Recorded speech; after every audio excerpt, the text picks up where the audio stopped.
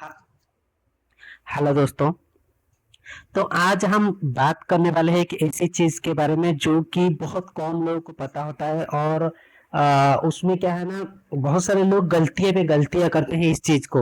तो उस चीज से हम कैसे बचना है और उस चीज को किस तरह का हमें जानना है कि ये किस तरह का एंट्री होता है, उसके बारे में जानेंगे। आज हम जानेंगे कि जैसे कि आप डीएमओ से खाद खरीदते हो, डीएमओ या कोई भी कंपनी से खाद या जो जिसको हम फर्टिलाइजर बोलते हैं या सीड बीज बोलते हैं, या कोई भी चीज खरीदते हो, तो वो सर उधारी पे खरीदी किया जाता है। फिर उधारी से क्या होता है ना, फिर हम क्या करते हैं ना, जो एफसीसी एफसीसी मतलब जो cash credit limit fertiliser fertiliser credit limit करके एक अकाउंट बनता है, जो कि हमारा बैंक में डीसीसीबी जो भी आपका बैंक होता है उसमें बनता है। उस अकाउंट से डीएमओ को भुगतान किया जाता है। तो उसको हम किस तरह का एंट्री करेंगे और किस तरह का पूरा प्रोसेस जो है हम जानेंगे। तो उसको करने के लिए हम पहले अभी क्या करते हैं ना, एक परचेस करते हैं। परचेस करने के लिए हमको क्या करना पड़ेगा ना, मर्चेंडाइज, आपको पता है मर्चेंडाइज में जाना पड़ेगा आपको परचेस करने के लिए। जैसे आप मर्चेंडाइज में जाओगे तो यहाँ पे परचेस में अभी पहले एक परचेस करता हूँ। तो मैं यहाँ पे क्या करता हूँ ना, पहले मैं अपना जो भी मेरा गोडाउन है, मैं इस गोडाउन को यहाँ पे सिलेक्ट कर देता हूँ।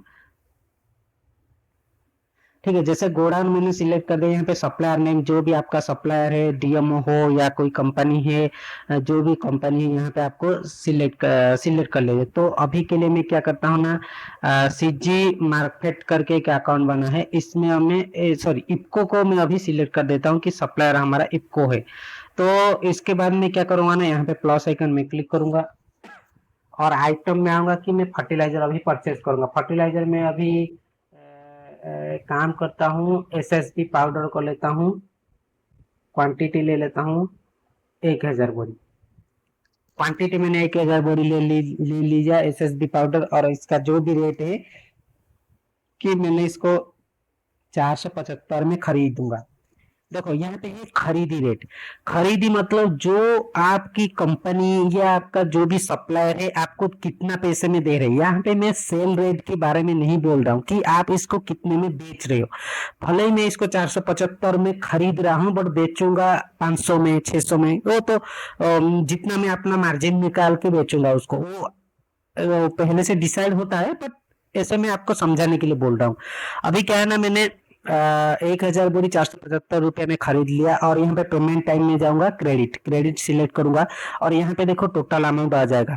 यहाँ पे देख सकते हो टीसीएस चार्जेस। अगर आपके पास आरओ होगा तो उसमें टीसीएस चार्जेस लगता है। अगर आपका टीसीएस चार्जेस लगा हुआ है तो आपको यहाँ पे टीसीएस चार्जेस मारना है। अगर टीसीएस चार्जेस नहीं लगा है तो यहाँ पे ब्लैंक छोड़ देना है। मान लो कि मैं अभी टीसीएस चार्जेस 100 रुपया 1000 मार दिया, तो 1000 क्या होगा ना, इसके साथ जुड़कर वो दिखाएगा। अभी मैं क्या करूंगा ना, इसको सेव करूंगा।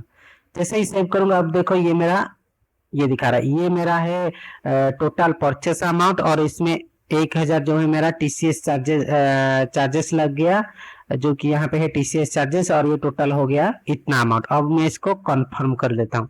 जैसे मैं इसको कंफर्म करूंगा, ये अभी मेरा सिर्फ मैंने परचेस किया। अब मैं इसका क्या करूंगा ना, भाउचर पास करूंगा। तो भाउचर पास करने के लिए यहाँ पे परचेस भाउचर में क्लिक करूंगा मैं।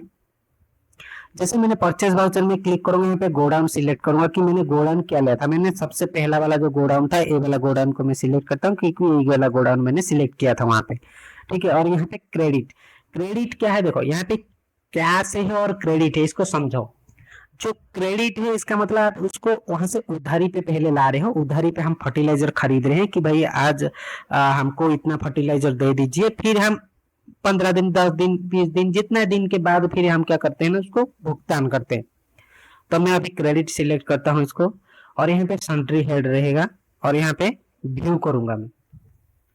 जैसे व्यू करूंगा, जो भी मैं अभी परचेस किया हूँ, यहाँ पे देखो इको, यहाँ पे बहुत सारे परचेस है बट मैंने अभी इसको यही वाला ही परचेस किया हूँ। इसके ऊपर मैं सिलेक्ट करूंगा इसको, और यहाँ पे प्लस आइकन में क्लिक करूंगा और यहाँ पे करूंगा इपको।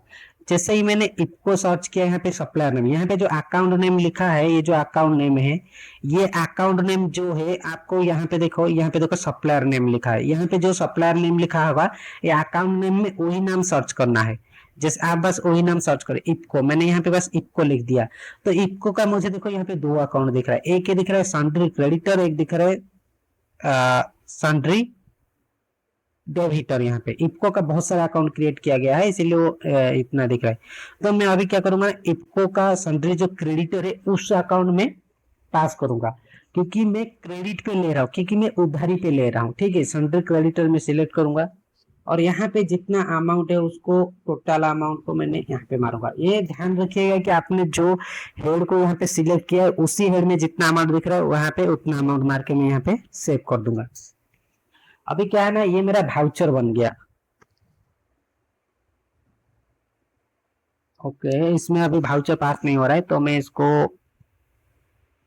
ओके कर देता हूँ। चलो ठीक है, कोई बात नहीं, वाउचर पास नहीं हुआ, बट ये जो अभी जो मैंने जो भी बताया यहाँ तक आपको समझ में आ गया। यहाँ तक मैंने यहाँ पे वाउचर पास कर दूंगा। जैसे वाउचर पास करूंगा यहाँ पे मुझे पेंडिंग वाउचर में दिख जाएगा। फिर मैं पेंडिंग वाउचर में आके उस वाउचर को यहाँ पे व्यू करूंगा। ऐसे व्यू करने के बाद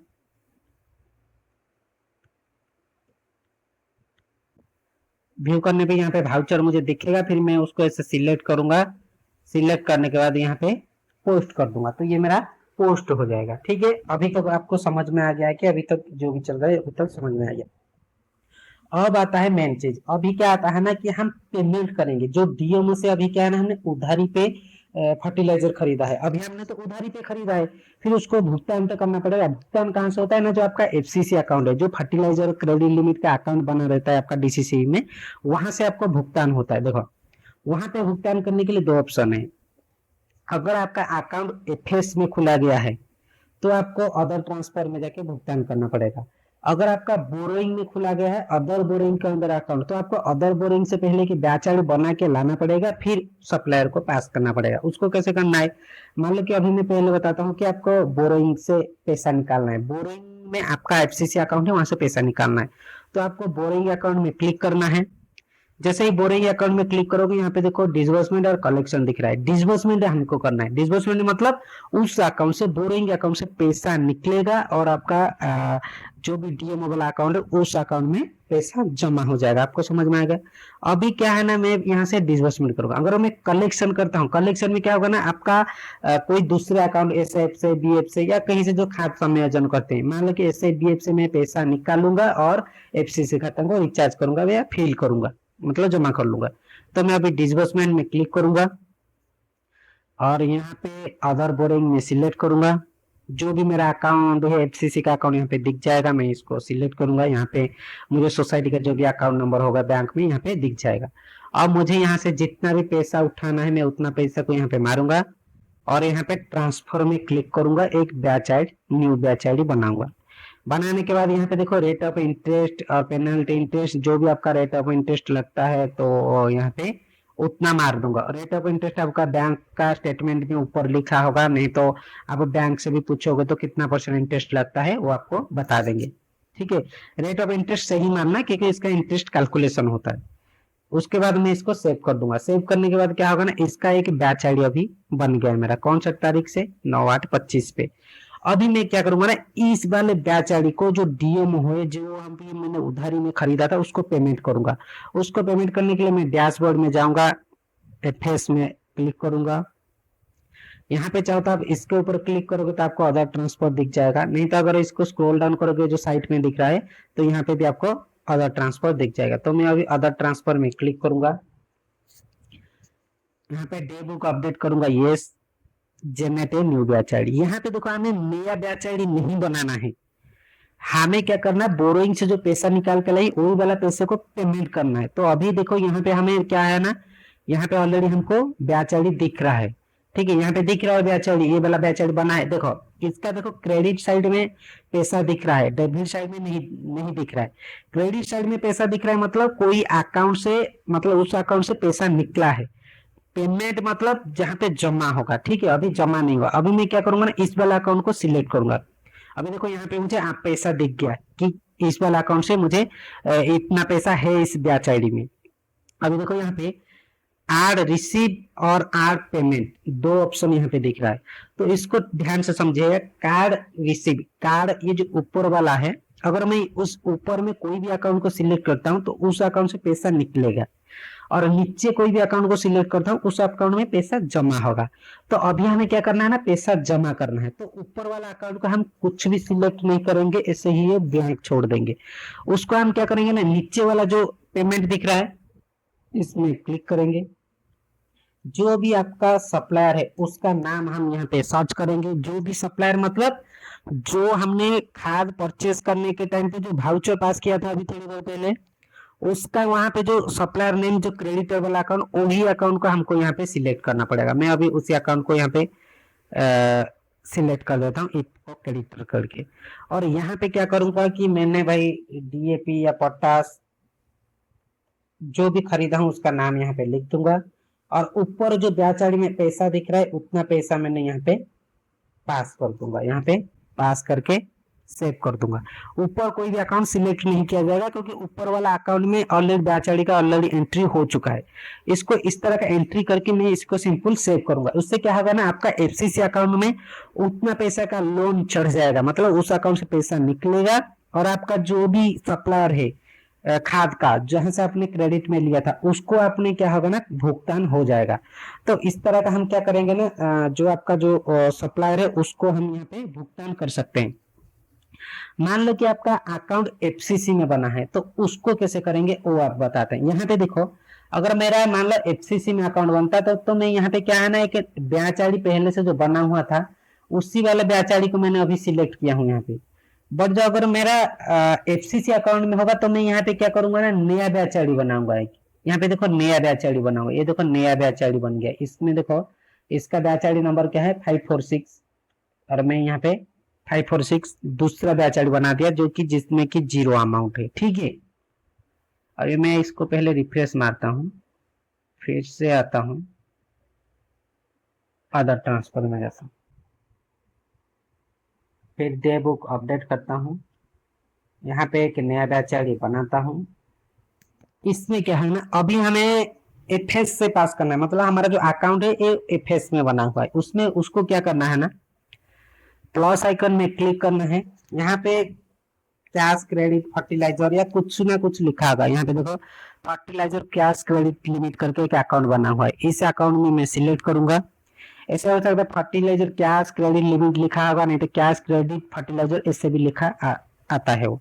ठीक है, यहाँ पे मैंने उस अकाउंट को सिलेक्ट करूंगा और नीचे नीचे में जो भी हमारा सप्लायर है उसका जिसको हमको भुगतान करना है उसको अकाउंट सिलेक्ट करूंगा। तो यहाँ पे समझो, ऊपर मैंने एफसीसी अकाउंट लिया, क्यों? क्योंकि उस अकाउंट से पैसा मेरा निकलेगा।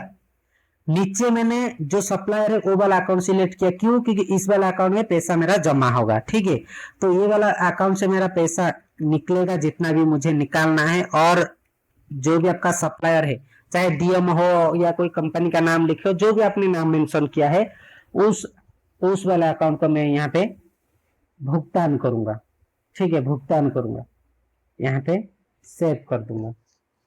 ठीक है, ऐसे ही अभी के लिए वो इसमें कुछ प्रॉब्लम आ रहा है तो जनरेट नहीं हो रहा है, बट ये सेम टू सेम अभी जो बताया मैंने सेम प्रोसेस है।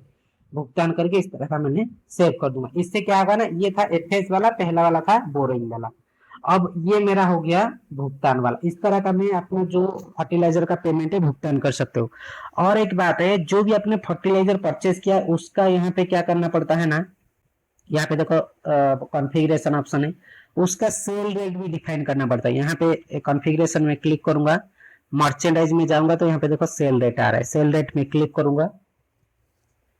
यहाँ पे देखो मैं अभी जो जितना भी परचेस हुआ है यहाँ पे सारे दिख रहा है मेरा।